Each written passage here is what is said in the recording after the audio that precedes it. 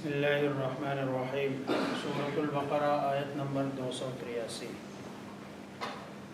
باہمی لین دین سے متعلق شرعی احکامات کا سلسلہ چل رہا ہے۔ کل کے سبق میں یہی بتایا تھا کہ بھئی اگر کوئی کاتب ملے، آپ کوئی معاملہ کر رہے ہو تو اس کو لکھ لے تاکہ بعد میں کام آئے، اور 2 گواہ بنا لے۔ لیکن اگر صورتحال ایسی ہو کہ بندہ سفر میں ہو تو وہاں گواہ بھی نہیں اویلیبل، اور کوئی لکھنے کی بھی کوئی صورت نہیں ہے، تو جس کو ادھار دیا جا رہا ہے اس سے کوئی چیز رہن لے لے، گروی رکھ دے اس سے، اور وہ گروی چیز جو ادھار دینے والا ہے اس کے قبضے میں ہوگا۔ لیکن قبضے صرف قبضہ، اور یہ قبضہ صرف اس مقصد کے لیے ہوگا کہ اس کو یہ اطمینان ہو کہ ٹائم پہ مجھے میرا ادھار مل جائے گا۔ اس کے لیے اس چیز سے فائدہ اٹھانا جائز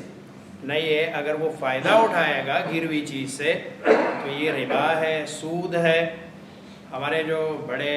اکابر گزرے ہیں وہ تو اگر کسی کو ادھار دیتے تھے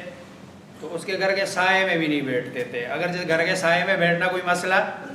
نہیں ہے، میں صرف احتیاط بتا رہا ہوں، اتنی وہ احتیاط کرتے تھے، اس لیے اس سے فائدہ اٹھانا جائز نہیں ہے۔ یہاں جو سفر کا تذکرہ ہے یہ ضروری نہیں ہے کہ یہ معاملہ سفر میں ہو۔ کبھی ایسے بھی ہوتا ہے بندے کو لکھنے والے پہ اعتماد نہیں ہوتا، کبھی ایسے بھی ہوتا ہے اس کو پتہ ہے اگر گواہ ہو بھی تو بعد میں عدالت میں جا کے گواہ مکر جائے گا، گواہوں پہ اعتماد نہیں ہوتا، تو سب سے جو معتمد طریقہ ہے، قابل اعتماد طریقہ ہے، وہ گروی رکھنے کا ہے کہ آپ کوئی چیز گروی رکھ لو اور 1-2 سال کا جو ٹائم ہے آپ کے پاس وہ چیز قبضے میں ہوگی۔ جب آپ کا ٹائم پورا ہو گیا وہ آپ کو اپنا ادھار واپس کرتا ہے، فبہا، نہیں ہے تو آپ کے پاس اس کا متبادل موجود ہے، آپ اس چیز کو بیچ کے اپنا ادھار اس سے حاصل کر سکتے ہیں۔ وَإِن كُنتُمْ عَلَى سَفَرٍ، اگر کنتم تم ہو علی سفر پر، ولم تجدو، اور نہ تا تم وجود پاؤ، کاتباً لکھنے والا، فرحان، پس گروی مقبوضہ چیز قبضے میں کی جائے، یعنی کوئی چیز گروی رکھ کر اس کو قبضے میں لے لے۔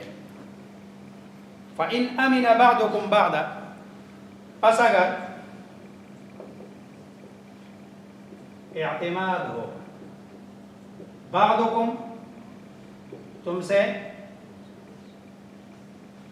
بعض کا، بعضاً بعض پر، ادھار دینے والے کو یہ اعتماد ہے کہ جس کو میں ادھار دے رہا ہوں، جو یہ ٹائم بتا رہا ہے، یہ قابل اعتماد آدمی ہے، واپس کر دے گا، وہ رہن بھی نہیں رکھتا۔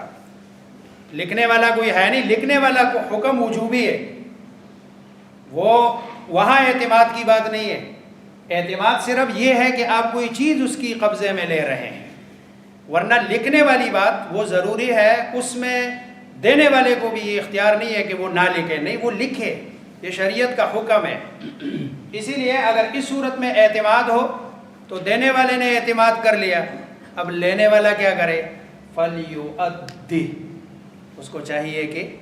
ادائیگی کرے، الَّذِي اؤْتُمِنَ، جو اس کے پاس رکھی گئی ہے، امانتہ، اس کی امانت۔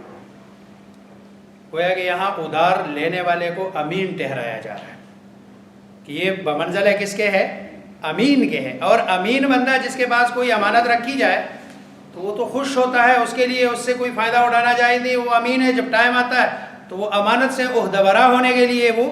چیز واپس کرتا ہے۔ اس لیے فَلْيُؤَدِّ الَّذِي، اس کے اعتماد کو ٹھیس نہ پہنچائے، اور اگر یہ نہیں کرتا تو رسول اللہ صلی اللہ علیہ وسلم کا فرمان، لا ایمان لمن لا امانۃ لہ، کہ بھائی اس کا تو ایمان ہی نہیں ہے کہ جس میں امانت نہ ہو، جو امین نہ ہو۔ فَلْيُؤَدِّ، پس لام چاہیے، یؤدِ ادا کرے، الذی وہ، اؤتمن امین بنایا گیا جس کو امانتہ اپنی امانت کا، ولیتق اللہ، اور اس معاملے میں یہ اللہ سے ڈرے، اس نے اعتماد کیا ہے، اپنے پیسے دیے ہیں، دنیاوی کوئی لالچ نہیں ہے اس کو، دنیاوی ظاہری بات ہے ادھار میں اگر ایک پیسہ بھی کوئی بندہ اضافی لیتا ہے وہ تو سود ہے، پھر تو تقوی والی بات ہی ختم ہو گئی، پھر تو معاملہ ہو گیا، اس لیے ولیتق اللہ، اور لام چاہیے، یتقی وہ ڈرے اللہ سے، ربہ پیسے واپس کرتے ہوئے بندہ ڈرتا ہے پتہ نہیں آگے کھاؤں گا کیا، تو اللہ جو اس کا رب ہے، رب کہتے ہیں پالنے والے کو، اور وہ بھی درجہ بدرجہ۔ آج مشکل ہے، کل اللہ تبارک و تعالیٰ آپ کو اس مشکل سے نکال دیں گے، آپ کے حالات ٹھیک ہو جائیں گے۔ وَلْيَتَّقِ اللَّهَ، اور ڈرو اللہ سے، ربہ جو اس کا رب ہے، پالنے والا ہے۔ وَلَا تَكْتُمُوا الشَّهَادَةَ، اور نہ چھپاؤ، اور نہ تا تم قتم چھپاؤ، الشہادہ، اب قتم میں چھپانے میں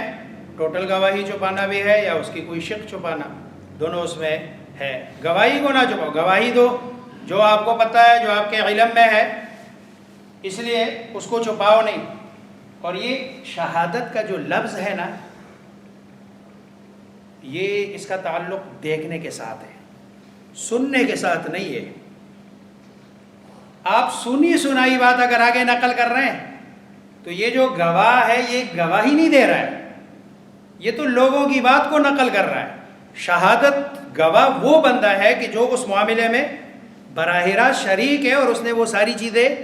دیکھی ہے، کیونکہ شہادت کا تعلق کس کے ساتھ ہے؟ دیکھنے کے ساتھ ہے۔ اس لیے جو دیکھنے والا ہے اور جس کو پورے معاملے کا علم ہے تو وہ گواہی کو نہ چھپائے۔ اب اس وقت فی زمانہ، فی معاشرہ، کھلے عام ہمارے سامنے کوئی بندہ مارا جاتا ہے، کوئی گواہی دینے کے لیے تیار نہیں ہوتا۔ یہ کل کے سبق میں ولا یضر کاتب ولا شہید، اور اس کی وجہ یہی ہے کہ گواہ بیچارہ اگر پھنس گیا تو پھنس گیا۔ گویا کہ اوپر سے سارا سسٹم جو اسلامی نظام ہے، سسٹم ہے، وہ اتنا آسان ہے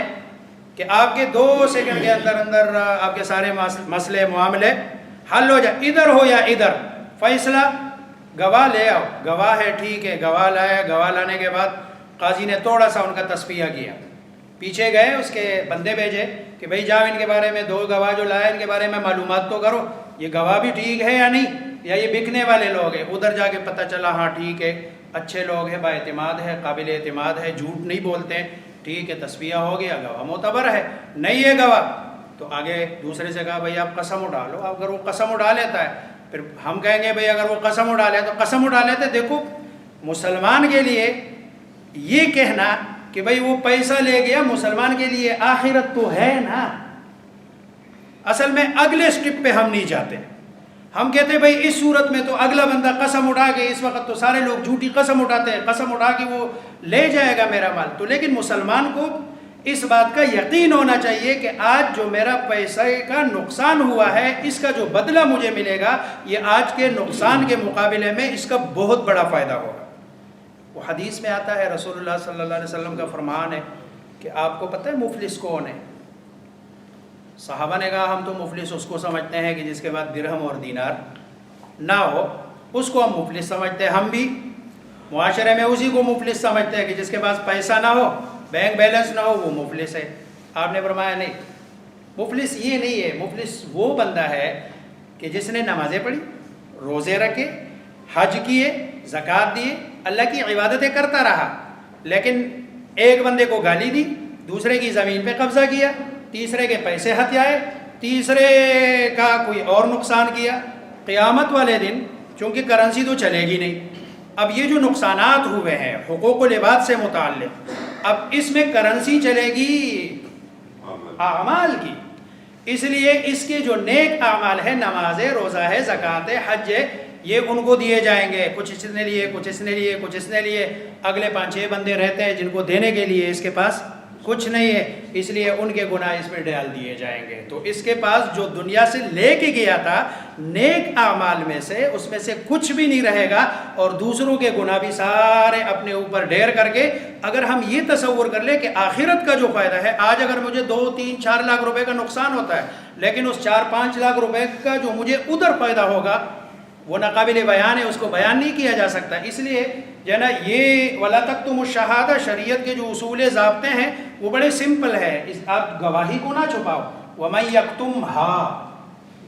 اور جو یکتم چھپائے گا، ہاں گواہی کو، فَإِنَّهُ، پس بے شک، ہو وہ چھپانے والا، وہ آثم گناہگار ہے، قلبہ اس کا دل۔ ایک گناہ ہے عملی، ایک گناہ ہے قلبی، اور عملی گناہ کے مقابلے میں جو قلبی گناہ ہے، عقیدے کا گناہ ہے، اس کا وبال زیادہ ہے، کیونکہ عقیدے میں سب سے جو برا عقیدہ ہے وہ شرک کا ہے۔ دل کے ساتھ جو جن چیزوں کا تعلق ہے، دل کی جو بیماریاں ہیں، ان دل کی بیماریوں کی وجہ سے بندہ دل کا گناہ گار ہوگا۔ اور رسول اللہ صلی اللہ علیہ وسلم نے تو حدیث میں ہے کہ آپ فرماتے ہیں عُدِلَتْ شہادت الزور بالاشراک باللہ، کہ جھوٹی گواہی کو اللہ کے ساتھ شریک کرنے کے ساتھ گناہ میں ملا دیا گیا ہے۔ گویا کہ اللہ کے ساتھ شریک بنانا،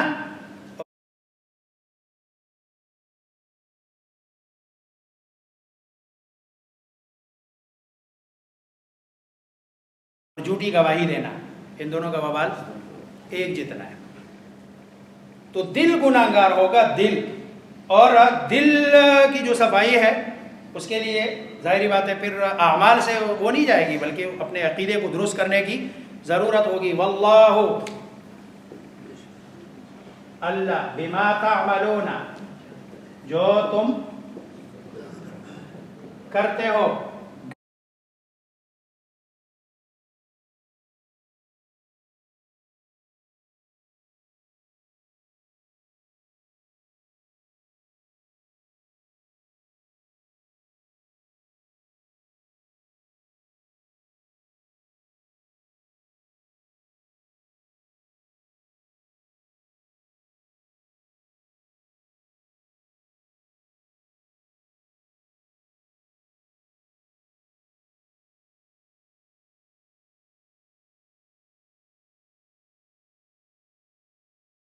گواہی دے کر